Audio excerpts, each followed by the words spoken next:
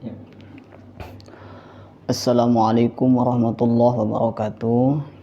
Saya nama lengkap Idam Damanhuri Solehudin, asal lahir di Jonggol, namun sekarang tinggal di Cilebut.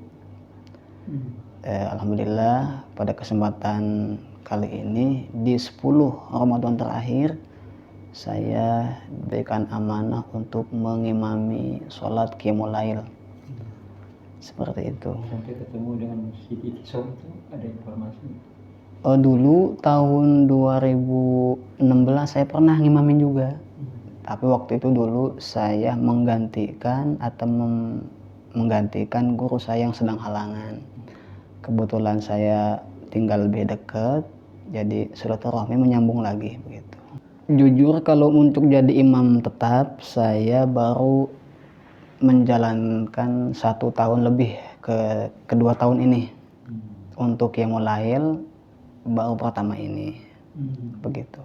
Lama sebelum tawasus Al-Quran saya pesantren di khusus kitab kuning ya kalau dulu ya, itu selama 8 tahun. Sampai 2012 saya pindah khusus belajar ilmu Al-Quran dari mulai tahsin, tahfidz, tilawah dan qiraah sab'ah, yang dimana kurang lebih saya menginjak kurang lebih 9 pesantren. Yang pertama di Kota Bogor selama 6 tahun, itu khusus belajar tahsin dan tilawah. Kemudian saya melanjutkan tahfidz ke Jakarta, Pondok Pesantren PPTQ Nurul Furqon, di mana beliau adalah guru saya yang berasal daripada Kudus. Jadi sanadnya nyambung ke Kudus, insyaallah. Kiai Haji Miftahuddin Mashkur guru saya. Alhamdulillah karena saya sejak kecil sangat mencintai Al-Quran. Jadi sejak kecil saya sudah ada itu dalam hati itu cinta. Kalau misalkan mendengar di kaset ada tilawah atau ada murotal sholawat, saya terpanggil. Itu sejak kecil, alhamdulillah. Nah, saya mulai menghafal itu dari 2012. Waktu itu saya pertama kali ikut seleksi tahfidz. Pertama kali Ustaz Yusuf Mansur itu mengadakan one day one eye, 1 hari 1 ayat. Saya seleksi lulus, ikut wisuda di Senayan. Itu 2012. Nah di situ saya dapat pengalaman ya sampai seperti ini perjalanannya. Kalau untuk masalah ini sangat luas ya untuk dibicarakan, untuk dibahas. Tapi singkat saja bahwa intinya adalah Al-Quran itu harus ada dalam dada jiwa setiap orang yang beriman. Baik bacaannya, maupun hafalannya, maupun kandungannya. Dan terlebih adalah pengamalannya.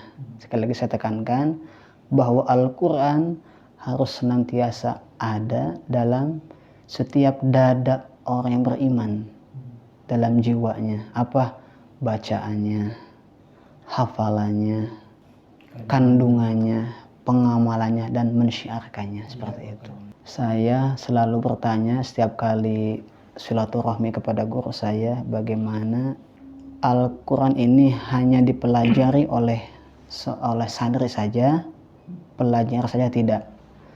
Jadi ternyata belajar Al-Quran itu tidak dibatasi dengan usia. Artinya anak muda, remaja, sampai bapak-bapak yang sudah lansia pun kita dituntut untuk belajar Al-Quran, baik segi bacaannya sampai pengamalannya.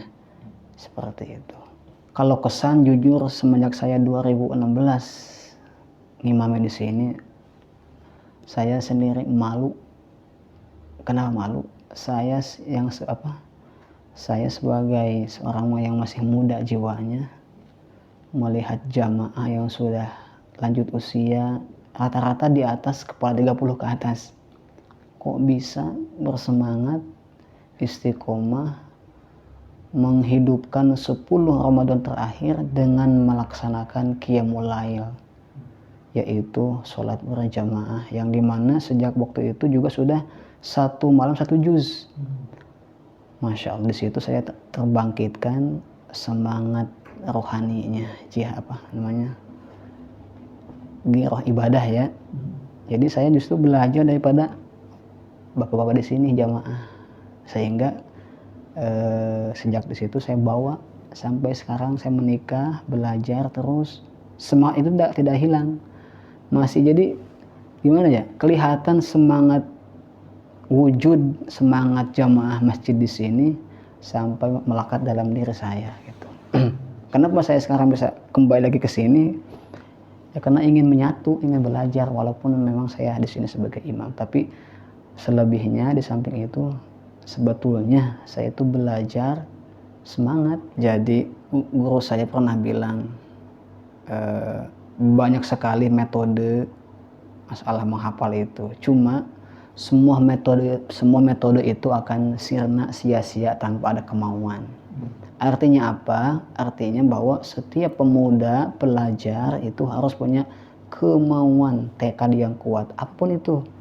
Apakah dia ingin menghafal Quran, apakah dia ingin memahami kandungannya, apakah ia ingin memperbaiki bacaannya, dan lain sebagainya. Itu semua datang daripada kemauan, tekad yang kuat.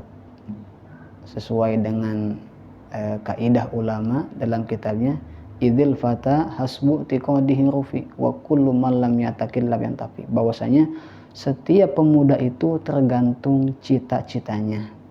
Barang siapa pemuda yang tidak mempunyai tujuan hidupnya tidak akan bermanfaat. Kenapa? Pemuda itu tergantung cita-citanya. Semakin dia tinggi, maka akan ditinggikan derajatnya, seperti itu. Sama-sama, saya juga mohon maaf apabila banyak sekali kekurangan. Terima kasih. Wassalamualaikum warahmatullahi wabarakatuh.